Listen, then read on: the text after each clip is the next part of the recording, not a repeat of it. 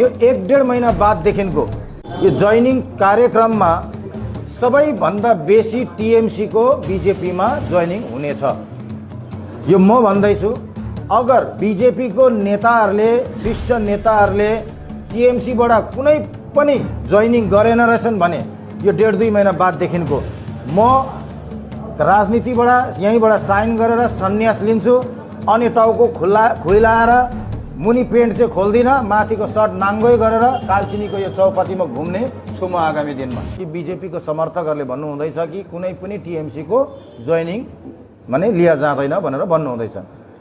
यो मिडियाको मार्फत म तपाईलाई मेरो 2-4 वटा कुरा राख्न चाहन्छु। यो 1-1.5 महिना बाददेखिको यो जोइनिङ कार्यक्रममा सबैभन्दा बेसी टीएमसी को बीजेपी में जोइनिङ हुनेछ।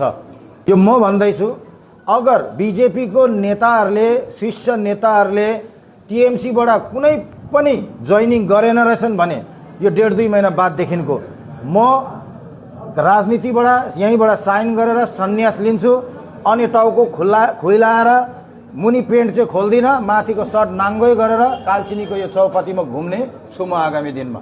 यो मेरो तपाईहरुलाई ओपन च्यालेन्ज भयो।